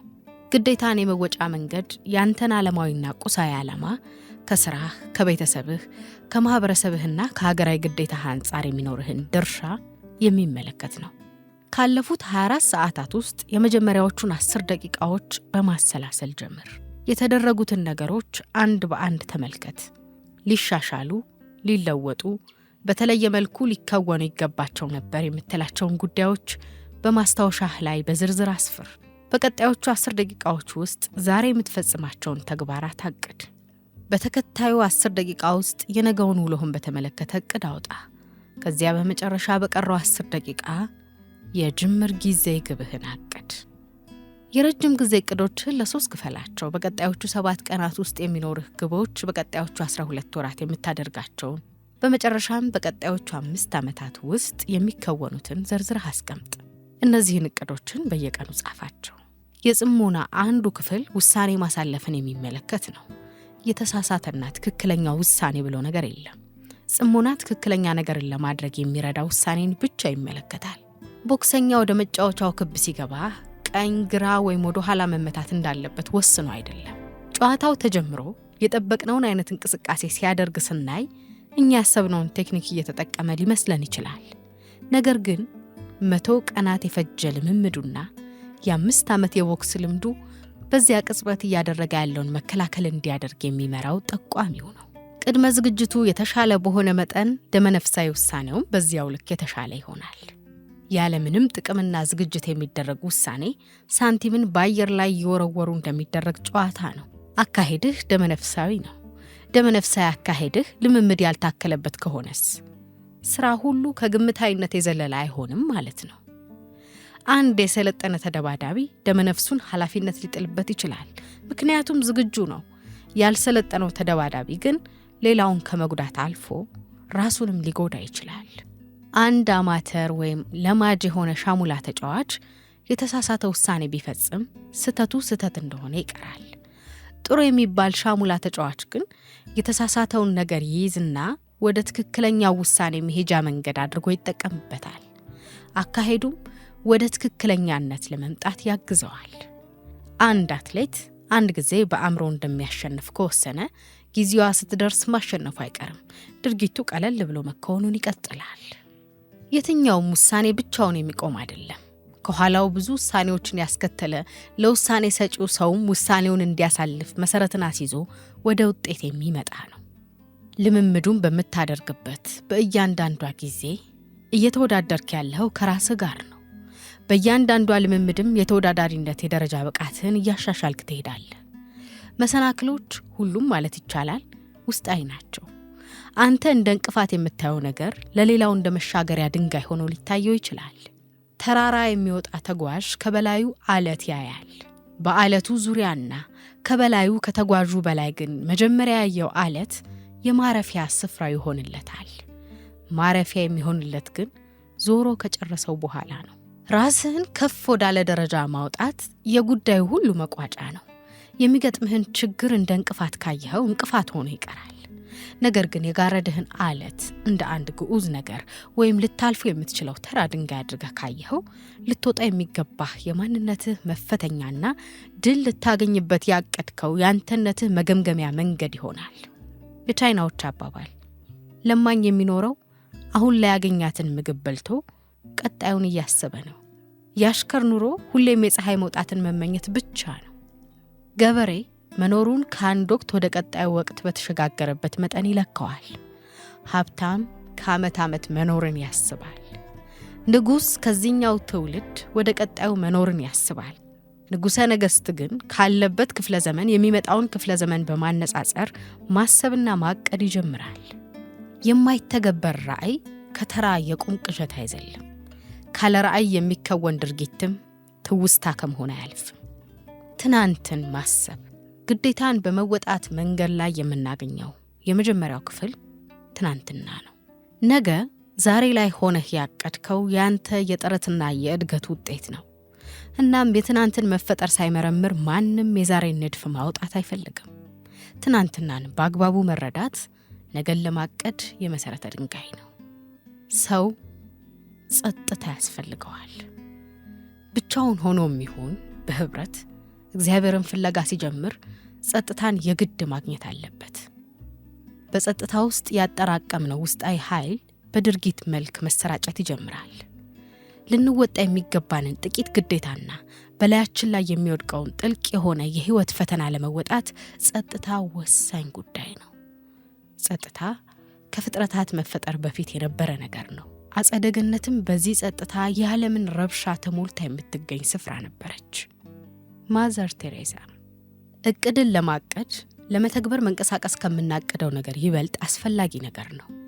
ይህም ከምንጠብቀው ውጤት ይልቅ የምንሄድበትን አካሄድ የማቀድ ሁኔታ ጠቃሚ መሆኑን ያሳየናል። በአግባቡ በአንድ ጊዜ 10 እቅዶችን ብታወጣ በአግባቡ የምትከውነው አንዱን ነው። ምክንያቱም አሁን ላይ አንዱን እንጂ 9ኙን መከወን አትችልም። ድንቅ የሚባል እቅድ አወጣህ የሚባለው ከ100 እቅድ ውስጥ 99ኙን በመተው 100ኛውን ስትከውን ነው። በዚህ ደረጃ ላይ ሆነህ 99ኙን መተው መቻልህ በቀጣዩ የምትወስናቸው 10 ውሳኔዎችን ለማስኬድ እንድትዘጋጅና ትምህርትን እንድትወስድ ያደርግሃል። ስለዚህ እቅድ ሁሌም በአግባቡ ከታቀደ የምናቅድበት መንገድም ሆነ የሚወጣው ውጤት ጥቅም ያለው ይሆናል። የትናንትናን ምንነት ምን እንደሆነ ስናጠናው እንዝላልነት የነበረበት ከሆነ የምንፈጽመው ስህተት ሁሉ የሚደጋገም እንጂ አዲስ አለመሆኑን በግልጽ እናያለን። የምንደግመው ስህተት ሁሉ የድሮውን ነው። በተደጋጋሚ የፈጸምነውን ስህተት መጋፈጥ አንፈልግም። ምክንያቱም የሚጓዝ ሂደት ለኔነት ወይም ኤጎ እኛነታችን ህመምን የሚፈጥርበት ስለሆነ ነው። የለውጥ ሂደት በራሱ ልክ በመስታወት ውስጥ ራስን እንደማየት ነው። ምክንያቱም ትክክለኛው ማንነትህን ለመንገር ከዚህ በላይ እውነተኛ ምስክር የለም። ዝም ብለህ ምልከታህን ቀጥለህ ሊሆን ይችላል። የምታየው ነገር ግን የተለየ ሲሆን አታገኘው። በሐሳብህ የፈጠርከውን አንተነትህን ማየት አቁምና በእውነት ውስጥህን ስትጠይቀው የሚነግርህን ማንነትህን መመልከት ጀምር። ማን እንደሆንክ በትክክል ማወቅ ስትጀምር ወዴት እንደምትሄድ ማወቅ ትጀምራለህ። እድገታችን የሚጀምረው ድክመታችንን ስናውቅና መቀበልም ስንጀምር ነው። እዚህ ጋር ቁልፍ ንግግር ተደርጎ ሊወሰድ የሚገባው ማወቅ የሚለው ብቻ አይደለም፣ መቀበል የሚለው ቃል የበለጠ ሊተኮርበት ይገባል። በየቀኑ ራስህን መፈተሽ ስትጀምር የሰበርከውን ቃል እየተረዳህ ትመጣለህ። በጭንቅላት ውስጥ አንድ የሆነ መስመር ማስመርና በዚያ ውስጥ መሆንን ልትለምድ ይገባል። ያኔ ነው የገባሃቸውን ቃሎች ማክበር የምትጀምረው። አንተ የምትገባውን ቃል የማታከብር ከሆነ ሌሎች ቃላቸውን እንዲያከብሩ መጠበቅ የለብህም። ይህን ለማድረግ ራስን ብቻ ሳይሆን ሌሎችንም ይዘህ እንድትወድቅ ያደርግሃል። በውስጥ ባደረግከው ነገርና ተግባር ማዘንና መናደድ ጥሩ ነገር ነው። በመምራት ሂደት ላይ ላለ ማንኛውም ሰው ይህ ተግባር ቀጣይነት ያለው አካሄድ ነው። ለራስህ ማዘን ግን የተገባ ተግባር አይደለም። እያንዳንዷ ቀን ጦርነት ነች ከተባለ መሸነፍ ማለት ደግሞ የምትችለውን ያህል ሞክረህ ግን አለመሳካቱን የሚያሳይህ መነጽር ነው። ወደ ድል አድራጊነት በምናደርገው ጉዞ ሁላችንም ውድቀትን አስተናግደናል። አደገኛ የሚሆነው ነገር ግን መነሳትና እንደገና መሞከር አለመቻሉ ነው። ከሽንፈት የሚብሰው አስከፊ ጉዳይ ባለህበት መቆም ነው። ባለህበት ቆሞ መቅረት ወደ ኋላ ለመሄድ አፋጣኝ አቋራጭ ነው። ታላላቅ ሰዎች በሚኖሯት እያንዳንዷ ቀናቶቻቸው በምላጭ ጠርዝ ላይ የመራመድ ያህል አስቸጋሪ መንገድን እንዲሄዱ ያስቻላቸው ውስጣዊ የሆነው አእምሮአዊ ጨዋታቸው ነው። የታላላቅ መሪዎችን ህይወት ጠጋ ብለህ ብትመለከት ውሏቸው 24 ሰዓት ሲጠናቀቅ አብሮ የሚያልቅ አይደለም። በተቃራኒው ሲሰሩ የሚውሉት እያንዳንዱ ነገር ዓላማ ይዞ የሚከወን ነው። በውሏቸው ከሚያዩት ቀን ባሻገር ከ10 እስከ 25 ዓመት ያለውን ጊዜ ምን እንደሚሰሩበት የሚያቅዱና የሚያዩ ናቸው። ለጽሞና ምርጥ ምሳሌ የሚሆነው ይህ ነው። አንድ ነገር ተናግረህ ሌላውን ማለፍ አይቻልህም። የምትናገራት ቃላት ሁሉ ያየሃትን መሆን ይኖርባታል። የምትናገራቸው ቃላት ያንተው መጥፊያ ናቸው። አንተው የተናገርካቸውን ቃላት መልሰው ወደ አንተ ያመጡልሃል። ያኔ የሚመጣውን ነገር መጋፈጥ ግዴታህ ነው። ለሁሉም ችግር መፍትሄ አለ። እንዲያውም አንዳንድ ጊዜ በደንብ ከተመለከትክ ችግሩ እሱ መፍትሄ ሲያፈልቅ ልታገኘው ትችላለህ። እናም ችግሩን በአግባቡ መረዳት የመልሱ ወይም የመፍትሄው አንድ አካል ይሆናል ማለት ነው። ሁሉም ችግር በራሱ መፍትሄ ነው። ትኩረት ማግኘት ግን ያሻል። በሚገጥሙ ችግር መሃል ሁሌም ልትጠቀምበት የሚገባ እድል አለ። ማንኛውም ችግር ስጦታ ነው። ስጦታነቱን የምትረዳው ግን የገጠመህን ችግር ሳታባረር ከራስ ጋር አብረህ ቆየኸው እንደሆነ ነው። አንተነትህ በተጋፈጥከው ችግር ይገለጻል። ልትወጣው በምትችላቸውም በሚያቅቱህም በሁለቱም አንተነትህ ይገለጻል። አሁን ላይ ያለኸው የትም ቢሆን ራስህን ለማሻሻል ግን ከዚህ የተሻለ አማራጭ አታገኝም። የዩኒቨርስ አካሄድም በዚህ ሁኔታ የሚገለጽ ነው። የማንቂያ ደውልን ማየት ጀምር። ለራስህ እንዲበለው ለውጥ ያስፈልገኛል፣ መለወጥ አለብኝ፣ የግድ መለወጥ ይኖርብኛል፣ እለወጣለሁ። ችግርን ፊት ለፊት መጋፈጥ ባህሪንና የውስጣዊ ማንነት እድገትን ለማዳበር ከፍተኛ ጠቀሜታ አለው። መከራ አንድን ሰው ወይ ታላቅ ያደርገዋል አሊያም ያዋርደዋል። ችግርን ፊት ለፊት መጋፈጥ ባህሪንና የውስጣዊ ማንነትን ለማዳበር ከፍተኛ ጠቀሜታ አለው። መከራ አንድን ሰው ወይ ታላቅ ያደርገዋል አሊያም ያዋርደዋል። ቀድሞ ከነበረበት ስፍራ ግን በጭራሽ ጥሎት አይሄድም። አንዳንዶች የመከራን ውድድር ለማሸነፍ ሲሮጡ፣ ሌሎች ግን ሪከርድ ለመስበር ይሮጣሉ። የወደፊት ለአድራጊነት ዘር የሚዘራው አሁን ላይ ባለ ያልተሟላ ህይወት ውስጥ ነው። ተስፋ የማያደርጉ እነርሱ ውብ ሆነው በተሰሩ ነገሮች ረቂቅ ጥበብ የማያመነቱ ናቸው። ነገር ግን በነገሮች ውስጥ ሁሉን ትርጉም የሚያዩት እነርሱ የሚገጥማቸውን ደስታና ሐዘን በህብር መቀበል የሚችሉ ናቸው። በሁሉም ነገር ውስጥ አንዳች ጥቅም መኖሩን እወቅ። ሰው ከሚሰራው ስህተት ሁሉ የከፋ የሚሆነው ምንም ስህተት ላለመስራት የሚያደርገው ጥረት ነው። ኤልበርት ሁባርድ። ቤተሰብ ወደዚህ ምድር በአጋጣሚ አልመጣህም። በመጀመሪያ ግዴታህን የመወጣት ጉዞ የሚጀምረው አንተን የፈጠሩህን ወላጆች ከመታዘዝ ነው። ምክንያቱም የእነሱም በዚህ ቦታ መገኘት በምክንያት የተደገፈ ነገር ነውና። ስለዚህ ከሁሉም ነገር በፊት መጀመሪያ ጥሩ ባል፣ ጥሩ ሚስት፣ ጥሩ ወንድ ልጅ፣ ጥሩ ሴት ልጅ መሆን የሚጠበቅ ተግባር ነው። ሁለተኛ ልትወጣ የሚገባህ የግዴታ ማዕቀፍ ደግሞ በህይወት ጉዞህ የምታውቃቸውን ሰዎች ያጠቃልላል። ጓደኞች፣ የሥራ ባልደረቦችህና ለሰው ዘር በጠቅላላ ያለህ ቀረቤታ ጥሩነት የሞላበት ሊሆን ይገባል። ቤተሰቦችህ መሆን ያለባቸው ግን የግድ በአንድ ጣሪያ ስር የተወለዱትን ብቻ የያዘ መሆን የለበትም። ቤተሰብ አንተ የምትፈጥረው ነገር ነው። በኑረትህ ውስጥ ከሁለቱም ስብስብ የተጠራቀሙ ሊሆኑ ይችላሉ። ጥሩ ባህሪ ምረጥ። ጥሩ ባህሪ ምርጥ የሆነ መታወሻ ሐውልት ነው። በሚወዱህና በሚያስታውሱ ዘንድ እንዳትረሱኝ የሚል ማሳሰቢያ መንገድ ሳያስፈልግህ ሁሌም በሕያውነት ውስጣቸው እንድትኖር ያደርግሃል። ስምህን እብነ በረድ ላይ ሳይሆን የሰዎች ልብ ውስጥ ቅረጽ። ቻርልስ ሃድሰን ስፐርጂያን። በዙሪያህ ያሉትን ሰዎች ማስደሰት ግዴታህ ነው። እያንዳንዳቸው በአንተ ውስጥ መኖራቸው በውስጡ ታላቅ ዓላማን እንደያዘ አስታውስ። ዓለም አንዳችን ሌላኛችንን ለመርዳት የተዘጋጀን ሆነን ስንኖርባት ህልቆ መሳፍርትነቷ ወደ እምነት ይቀየራል። ቦብ ፐርክስ። በህይወት ጉዟችን የምናውቃቸው ሰዎች ሁሉ በዋሽንት ላይ እንዳሉ ቀዳዳዎች ናቸው። እያንዳንዷ ቀዳዳና እያንዳንዷ ኖታ የሚጫወታት ትፈልጋለች። አገልግሎት። የቱንም ያህል ገንዘብ ያለህ ብትሆን፣ በምትሰራበት ድርጅት 1000 ጊዜ ብታድግ፣ የቱንም ያህል የተከበርክና የራስህ ድርጅት ባለቤት ብትሆን፣ ምርጥ ወላጅ ነህ ቢባል የህይወትህ ምርጥነት የሚለካው ግን በምትሰጠው አገልግሎት ጥረት ላይ የተመረኮዘ ነው። የዕድሜ ዘመን ውጤታማነትን ለማግኘት ትልቁና ዋነኛው ቁም ነገር ሌሎችን ማገልገል ላይ የተመረኮዘ ነው። ማህበረሰብህን አገልግል። ህይወትህም በአስገራሚ ፍጥነት ሲሻሻል ትመለከታለህ። ሌላው ቢቀር ኢምንት የምትባል አንድ የደግነት ተግባር እንኳን እርዳታውን ከልብ ፍላጎት በነበረው ሰው ፊት ትልቅ ዋጋ ታስገኛለች። ኤቫ ግሪጎሪ። እያንዳንዷን ቀን በፌሽታ ለማሳለፍ በሆነ በምትችለው መንገድ ሰዎችን ለማገልገል ተነስ። መኖር ወይም ህልውና ማለት መስጠትና መቀበል ማለት ነው። ድንጋይ የሚመጣውም ሆነ የሚቀበለው መልእክትን ብቻ ነው። ጄኮብ ነድልማን። ስራን ማምለክ። እግዚአብሔርን በልብህ የምትቀበል ከሆነ በምትሰራው ስራ ላይ ሁሉ የሱን መኖር ማወቅ አለብህ። በእያንዳንዱ ግንኙነት ውስጥ፣ በእያንዳንዱ ፈተና ውስጥ፣ በእያንዳንዱ እንቅፋት ውስጥ ስራችንን ስንሰራ በአእምሯችን ውስጥ እግዚአብሔርን እያሰብን የምንከውን ከሆነ ስራችን የምናመልከው ተግባራችን ይሆናል። ከእርሱ ውጪ ከፈጸምነው ግን ለብቻ የሚከወን ባዶ ተግባር ነው። ቆመህ አትጠብቅ። ትክክለኛ ጊዜ የሚባል ነገር አይኖርም። አሁን ከቆምክበት ጀምር። በታዘዝክበት ስፍራ ላይ ሆነህ በእጅ ላይ ባለው መሳሪያ መጠቀምን አማራጭ አድርግ። መሳሪያ መስራትህ የተሻለ መሳሪያ እንድታገኝ መንገድ ይሆንሃል። ናፖሊዮን ሂል። ህብረት ላይ ተመስርቶ የሚከወን ስራ በረከትን አስከትሎ የሚመጣ ነው። በእጆቹ ስራውን የሚሰራ ሰው እርሱ ላብ አደር ነው። እጆቹንና ጭንቅላቱን ተጠቅሞ የሚሰራው ደግሞ ጥበበኛ ነው። በእጆቹ በጭንቅላቱና በልቡ የሚሰራ ግን እርሱ አርቲስት ነው። ሉዊስ ናይዘር በአንድ ውጤት ላይ ብቻ መርካትና ተጨማሪ ታሪክን መስራት ማቆም ቦታ የለውም። በህብርና በሚዛን መኖርን ካላወቅን ዩኒቨርስ በእኛ ላይ የምታሳድረውን ጫና መቋቋም አይቻለንም። ውስጣዊ የሆነችውን ሰላማችንን ማግኘትም ከባድ ይሆናል።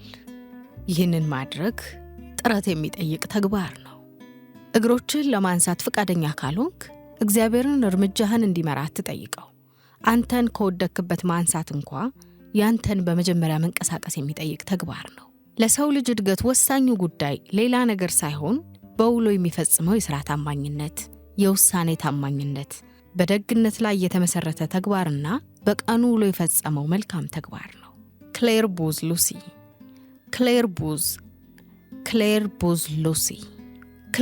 ሉሲ።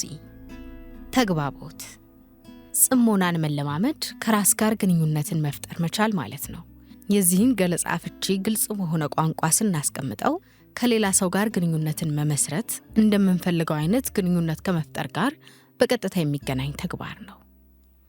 ጽሞናን ባለ 3 ደረጃ ፒራሚድ ሰርተን ብናየው የሚያስተውላቸውን ተመልካች የሚፈልጉ 3 መርሆችን እናገኛለን። እነዚህ መርሆችም የጽሞናን ሶስትነትም አንድነትም የመግለጽ ኃይል አላቸው። አለመዋዠቅ። ይህ መንገድ መለማመድና መመሰጥን ይጠይቃል። የማይዋዥቅ የተግባቦት ሂደት ከራስ ጋርም ሆነ ከሌላ ሰው ጋር ለሚደረግ ግንኙነት ዋነኛ መሳሪያ ነው።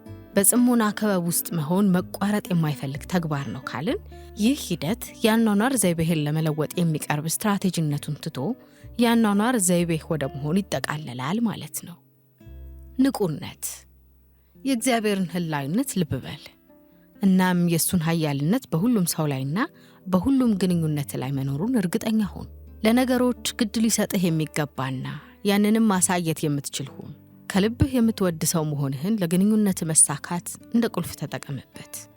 ንግግርህንም ግልጽነት የተሞላበትና ግንኙነትህን አንድ እርምጃ ወደፊት ለማስኬድ እንደሚጠቅም ዘዴ እንጂ ባህሪህን ለመደበቅ አታውለው። መተሳሰብ የሌለበት ግንኙነት ከስራ ግንኙነት ምንም ልዩነት የለውም። ከኢንተርቪውና ከቢዝነስ ሪፖርት ጋር ያለውን ልዩነት ማወቅ ሁሉ ያስቸግራል። መተሳሰብ የታከለበት ሲሆን ግን ግንኙነታችንን ለመገንባት እንደሚያስፈልግ የመሰረተ ድንጋይ ይሆናል። ጥንቃቄ የተሞላበት ተግባቦት ከቴክኒክ የበለጠ ነው። ንቃት በእምነት አስተሳሰብህ ላይ ማዕከላዊ ሆኖ የሚቀመጥ ነው። ኃላፊነት የሚሰማህ መሆን። ኃላፊነትን መውሰድ እያንዳንዱ ሰው የሚሸሸው ነገር ነው። ሌሎች ሲፈጽሙት ሲታይ ግን የተከበረ ተግባር ሆኖ ይታያል። ለአንድ ሰው የሚፈልገውን ነገር ማድረግንና ኃላፊነት መውሰድን ብዙዎች ይፈሩታል። እውነታው ግን አያስፈራም። ለሌላ ሰው ፍላጎትን ማሟላት የራስን ፍላጎት ከማሟላት ጋር በቀጥታ ይገናኛል። የምትፈጽማት እያንዳንዷ የኃላፊነት ግዴታ ያንተን ማንነት በተሻለ ሁኔታ ታብራራለች። ኃላፊነትን ለመወጣት መትጋት አዲስ ኃላፊነትን መሸከም ወይም መቀጠል ማለት አይደለም። በአሁኑ ሰዓት ያንተን ትኩረት የሚፈልግን ነገር ቦታ መስጠትን የሚያመለክት ጉዳይ ነው። ለራሴ ያለህን ክብርም የምትለካበት መለኪያ ነው። ኃላፊነትን መውሰድ በግንኙነት ውስጥ ለሚኖር መተማመን መሰረት ነው። ኃላፊነትን መውሰድ ለግንኙነት መስፋት አቅም የሚሰጥ ነው። ከዚህ ሐሳቤ ጋር ለመገናኘት ከማያቋርጥ ያተነፋፈስ ሁኔታዎች ጋር በቀጥታ ይገናኛል። እንደ አማራጭ የሚታይ ሳይሆን ሕይወት ያቀረበችልህ መሰረታዊና አስፈላጊ ጉዳይ ነው። ትክክለኛ ቃላትን መናገር ያንተን የተሰበሰበ ቀልብ ማግኘት ብቻ ይጠይቃል። አንድ ነገር ለማለት ፈልገህ የምትናገረው ንግግር ግን የምትለውን ሐሳብ የመግለጽ እምቅ ብቃት ይኖረዋል። ዕውቀት የመመሪያዎች ሁሉ መጀመሪያ ነው። በመመሪያ አዳራሾች ግድግዳ ላይ ሁሉ ተጽፎ ታገኙታላችሁ። የሚፈልጓት እነርሱ ያገኟታል። ማንበብ የሚፈልጉ እነርሱ ሊያነቡ ይገባቸዋል። መማር ፍላጎታቸው የሆኑም ተምረው ይደርሱበታል። ልምምድ ሁለተኛው በጽሞና መንገድ ውስጥ የምናገኘው ነገር ዕውቀት ነው። 20 ደቂቃ የሚፈጅ ሂደትን ይይዛል። አንድ መጽሐፍ በመምረጥ ጉዞህን ጀምር። የረፍት ጊዜህን ለማሳለፍ የምታነበው አይነት ልብ ወለድ መጽሐፍ መሆን የለበትም። ይልቁንም ዕውቀትን ፍለጋ ለመጓዝ የሚረዱ አካዳሚያዊ ይዘት ያላቸው ፊሎሶፊ፣ ሳይኮሎጂ፣ ሃይማኖትን የሚመለከቱ መጽሐፍት አንብብ። ለዕውቀትም ለመነቃቃትም ይጠቅምሃል። ለ15 ደቂቃ ያህል አንብብ። ለማስታወስ የምትፈልጋቸውን አስፈላጊ የሚባሉ ነጥቦችን መያዙን አትዘንጋ። ማስታወስ የፈለካቸውን ጉዳዮች ለማጤን የቆምታ ጊዜ ውሰድ። ከ15ቱ ደቂቃ መጠናቀቅ በኋላ መጽሐፉን ዝጋውና ማስታወስ የምትፈልጋቸውን ነገሮች ጻፋቸው። ይህንንም ለ5 ደቂቃ ያህል ማድረግህን ቀጥል። በጣም በሚያስገርምና በሚደንቅ መልክ መጽሐፉን መልሰህ ስታነበው ላለመርሳት በማስታወሻህ ላይ ያሰፈርካቸውን ነጥቦች በይዘታቸው ጥልቀት ያላቸው የሚባሉትን እንደሆነና ያንተንም በጥልቀት የማየት ችሎታ የሚነግሩ መሆናቸውን ትገነዘባለህ። በሚቀጥለው ቀን በጉዳዩ ዙሪያ የጻፍካቸውን ማስታወሻዎች በማንበብ ጀምር። በቀጣዩ ቀንም ይህንኑ ነገር ድገመው። መጽሐፉን እስክትጨርስ ይህን ነገር ማድረግ አታቋርጥ። መጽሐፉን አንብበ ከጨረስክ በኋላ በአንተ የተጻፈ መጽሐፍ ታገኛለህ። የአጭር ጊዜ ክስተቶችን የሚይዘው የአእምሮ ክፍል በቀን ተቀን ሕይወትህ ልትጠቀምበት የሚገባ በርካታ ጥቅምን የያዘ ባለሙሉ ኃይል እንዲሁም በፈለግከው መልክ ልታዝ የምትችለው ልዩ መሳሪያ ነው።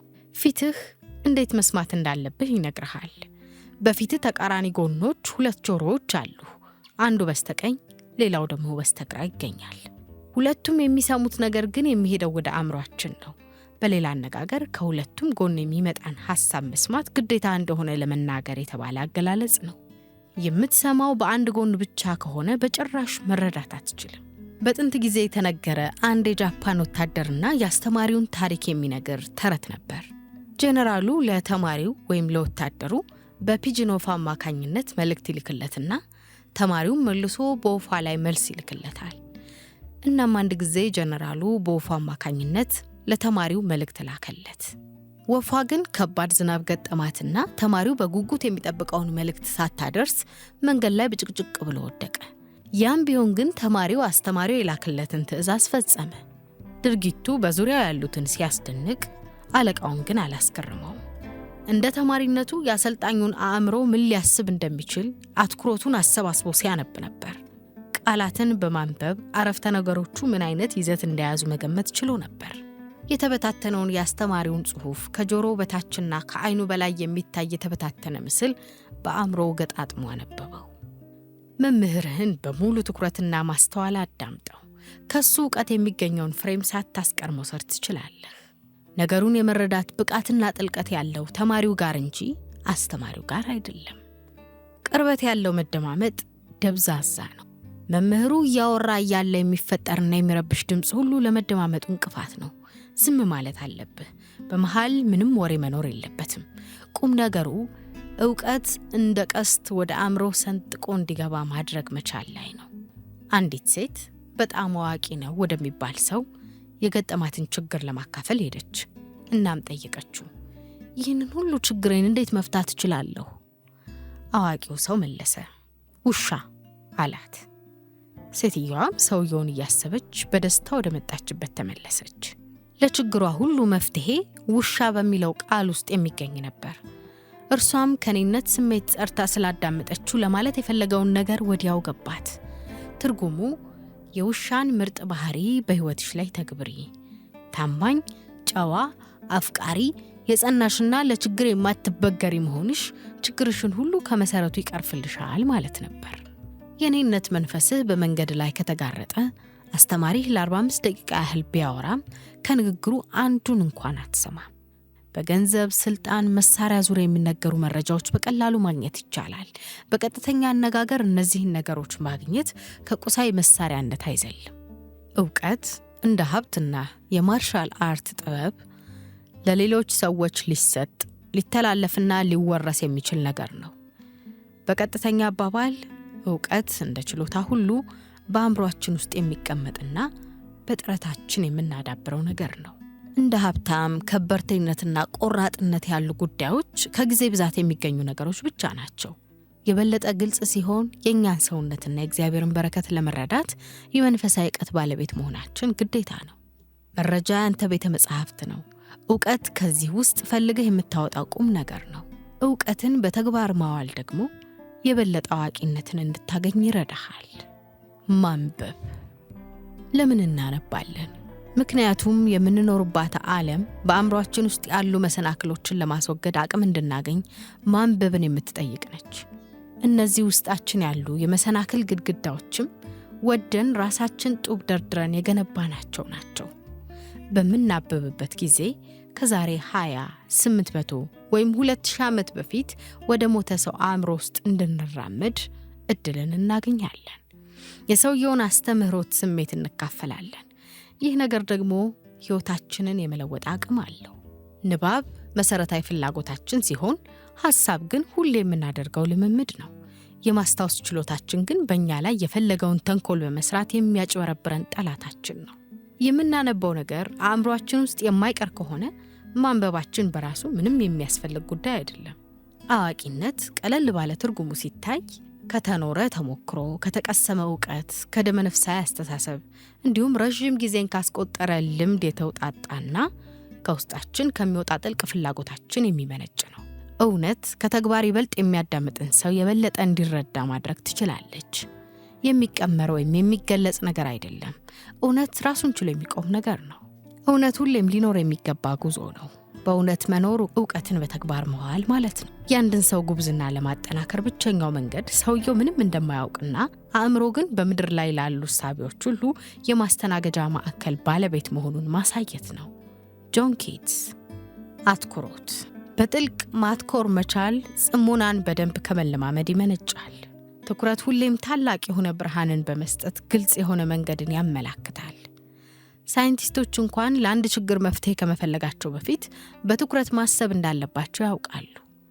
አብዛኛውን ጊዜ ልንፈታው የምንሞክረው ችግር መልሱ ውስጣችን ያለ ነው። በንቃተ ህሊናችን ያለ ነገር ቢሆንም መልሱን የምናገኝበት ሁኔታ ግን በማተኮር ሁኔታ ውስጥ ካልገባን የሚገኝ አይደለም። አእምሮ አትኩሮት በሚያደርግበት ሰዓት የምንፈልገው መልስ ቦታው ድረስ ሲመጣ እናየዋለን። የእውቀት ዘር አየር በሌለበት ቦታ የሚያድግና የሚጎመራ አይደለም።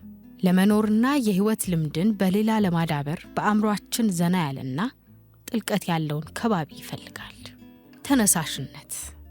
የነፍስን ትርጉም ለመፈለግ ከመባዘንና የማስታወሻ ችሎታን አቅም ለማየት ከመሞከር በፊት የውስጣችንን ጸጥታ ማከም ልናስቀድም የሚገባን ተግባር ነው። የሸክላ ሰራተኛ በአእምሮ የሚሰራውን ቅርጽ ከማሰቡ በፊት ጭቃውን ቅርጽ ማስያዝን ያስቀድማል።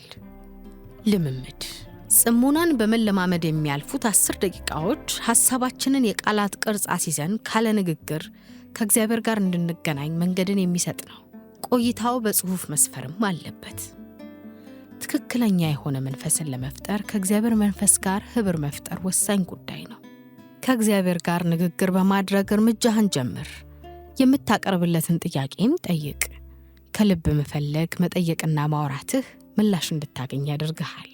ነፍሳችንን እንዳታድግ ለማድረግ ከተንቀሳቀስን ውስጣችን መጠውለግ ይጀምራል። ሕይወት ደግሞ ካለኛ መንፈስ ትርጉም የለሽ ነች። ከነፍሳችን ጋር የምንለዋወጠው ምልልስ በሚጠፋ ጊዜ ደግሞ የፈጠራ ችሎታችን ይጠወልጋል። ፈጠራ ደግሞ ሕይወት አጥጋቢና ለመኖር የምታጓጓ እንድትሆን ለማድረግ ወሳኝ ነጥብ ነው። ማሪዮን ወደማን። እውነታ። አንተ እግዚአብሔር በፈጠረው በዚህ ዘላለማዊ ምድር ላይ የምትገኝ በእርሱ የተሰራህ ኢምንት ፍጡሩ ነህ። እግዚአብሔርን ለመረዳት ራስን በቅድሚያ መረዳት ምረጥ የሚባለው መንገድ ነው። ከምትሰራው ስራ ጎን ሁሌም በጭንቅላትህና በዓላማ ውስጥ እግዚአብሔርን አስብ።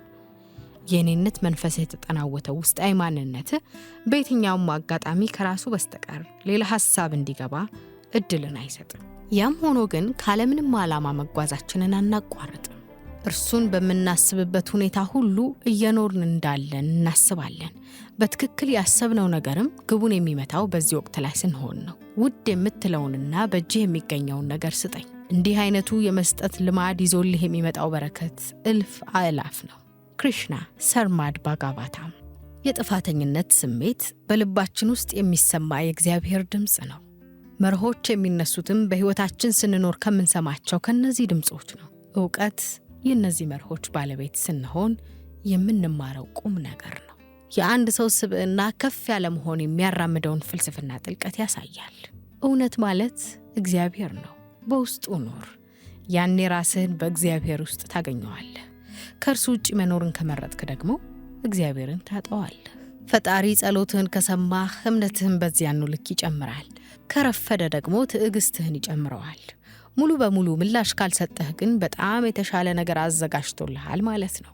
ከራሴ ልምድ በመነሳት እንዳየሁት የጠየኩትን ጥያቄ ሁሉ ስጽፍለት ጥያቄዎቼ በራሳቸው ምላሽ አግኝተው አገኛቸዋለሁ። በሆነ መንገድ በሆነ ቦታ ባልተጠበቀ ሁኔታ የሚጠብቀውን ምላሽ አገኛለሁ። ሕይወትህ ቀላል እንዲሆንልህ አትጸልይ። ጥንካሬን እንድታገኝ ጸልይ። በአቅምህ ልትሰራ የምትችለውን ነገር ለማግኘት አትጸልይ። ልትሰራ ካሰብከው ነገር ጋር የሚመጣጠን ኃይልን እንድታገኝ ጸልይ። ከዚያ አስደናቂው ነገር የሰራኸው ሥራ ሳይሆን አንተ ትሆናለህ። ፊሊፕስ ብራክስ። ንግግርህ እንደ ቀስት ሰርጎ መግባት የሚችል እንዲሆን ሐሳብህ ቀስት ሆኖ መወንጨፍ መቻል አለበት። ባለፉት ዘመናት የነበሩት ታላላቅ መሪዎች ይመስጠን የነበረው ንግግራቸው ሳይሆን ካፋቸው የሚወጣው ያስተሳሰብ አድማሳቸው ነው። ዛሬም ድረስ ንግግራቸው ልባችንን ሰርጎ የሚገባ ሆኖ የመኖሩ ምስጢርም ይኸው ነው።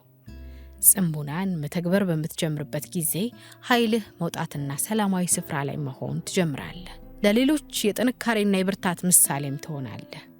ከዚያ በኋላ በሄድክበት ስፍራ ሁሉ የሚተዋወቁ ሰዎች ሁሉ ይህኛውን አንተነትህን ለመቀበል እየተዘጋጁ ይሆናሉ። ጽሞናን ስትለማመድ ውስጥ ያለው የጥፋተኝነት ስሜት እየተለወጠ ይመጣል።